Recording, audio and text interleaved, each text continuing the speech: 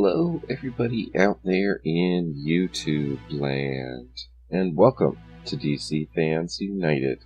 So today I am continuing my series of reviews by taking a look back at Countdown number 21. So I started off at issue 51, so we've gone through 30 issues so far, including this one, so be sure and check out a playlist in the description box that has all of those if you've missed them and want to get caught up. So this issue was written by Paul Dini with Sean McKeever. Keith Giffen was the story consultant. Jamal Igel did the pencils, and Pete Pantazis did the colors, and Mark McKinney did the inks, and Travis Lanham did the letters. So this issue's pretty interesting. The cover, though, I didn't find to be all that great. It's alright, by the way. The cover is by Carl Kerschel. There's nothing wrong with it. I just thought it was kind of a cartoony style, which didn't really fit the interior art all that well, particularly Granny Goodness. So we'll go ahead and start off on the first page. This is pretty gruesome.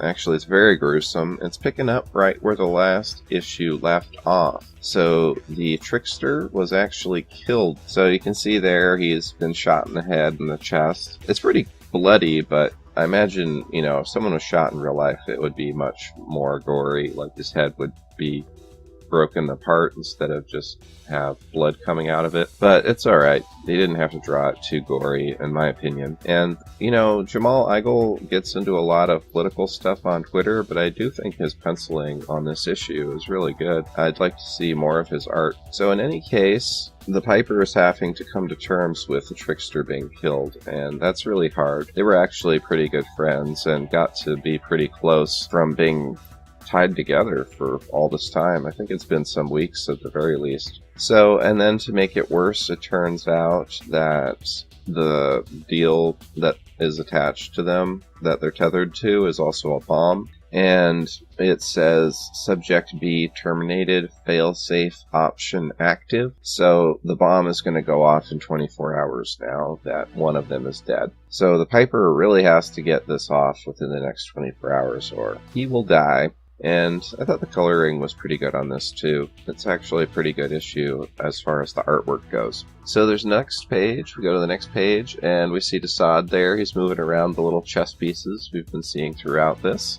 And we see the credits as well. So he and Granny Goodness talk a little bit, and this part was actually really useful if you're going to read Amazon's Attack. This page specifically ties into it. So I tend to do things backwards. I don't know why, but I ended up reading Amazon's Attack before this, and what you see here is Granny Goodness changing her form so she looks like Athena. So the whole reason the Amazons attacked America and act unusual is they were misled and basically taken over by Granny Goodness posing as Athena. So you see that here, and that isn't revealed until the very end of Amazon's Attack. So if you read Countdown first like you're supposed to, it's not as big of a surprise as it was for me. And I think if a lot of people hadn't realized from the beginning, as it was intended for them to be, that Granny Goodness was the real reason the Amazons were acting the way they were, then they wouldn't have been so critical of the story at the time.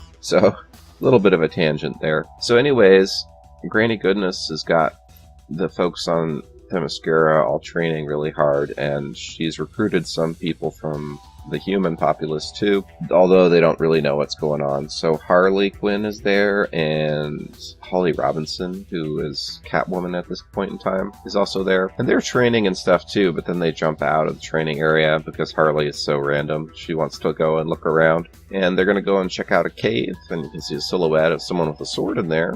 And then we go to the next page. So the scene really changes. We see Batman from Batman Beyond, and he's fighting a bunch of the Joker's street thugs. And we see that the Challengers are there, so they were just actually watching that scene. They just happened to be on Earth 12. And they're still looking for Ray Palmer. Big reveal here where another one of the monitors shows up. So it's revealed, too, that the monitors have all taken names for themselves, so they're starting to become more and more individualized. and the lead one is called Solomon. So essentially he tells Bob the Monitor that he has to come back with them and that all of the challengers have to be killed. So Bob, of course, doesn't go for that, and fight ensues between the two monitors. Kyle Rayner actually gets in on it, and while he gets swatted down by the one monitor, I don't think they reveal his name, but essentially the bad monitor, that does give Bob the Monitor a chance to hit him, so he knocks him down and they actually are able to escape then. So then they take off into the bleed, which is part of the multiverse, but apparently it's harder to track people when they're there. So, and then they talk about what happened, and then Bob tells them that now he knows where Ray Palmer is, so their whole mission is they've been trying to find Ray Palmer, and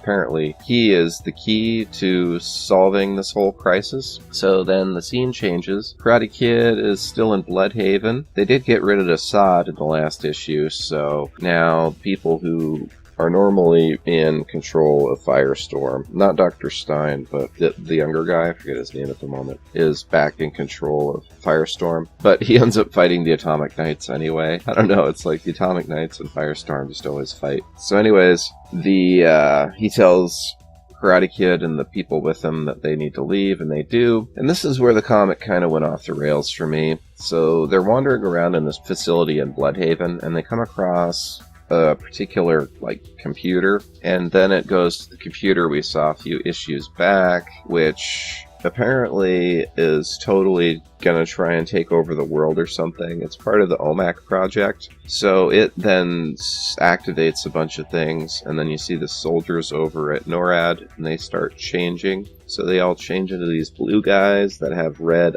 eyes on their chests. I know, it's kind of crazy. And then you see the mountain here where NORAD is, just collapses, and then the computer comes out. So that's the final page, and it's the way the issue ends. So it's kind of just a bit too much at this point. We've already gone through 30 issues, and so much is going on, and hardly anything has been wrapped up. Introducing this new element to it, it's probably going to be cool, but when I read it, I was just like, oh, another thing to try and figure out. So that's how that issue ends. Pretty good issue, I guess, but it's kind of not a whole lot happens. So we'll find out in the next issue. I guess the main takeaway is Jamal Igel's penciling was really good, and Pete Pantazzi's coloring, I don't know if I say his name right, but his coloring is really good too. So the art's pretty good, and it's just another fill-in issue that advances the story and then introduces some new story. So there's a bonus at the end too, which is the origin of Granny Goodness. It's written by Scott Beatty, and the artist is John Bogdanov. So that's pretty neat. These are always really cool. So you see a little bit about Granny Goodness when she was younger and how she became who she is at the point in time of this comic. So that's all for now. We'll check out Countdown number 20 next time. We're going to be doing a live stream this weekend on Saturday. It should be 8 p.m. Eastern Time. I hope you guys show up and check it out. And that's all for now. Thanks for watching. Be sure and subscribe. Be sure to subscribe if you haven't already. Hit the bell for notifications. And as always, thank you for watching and being a part of DC Fans United. End of line.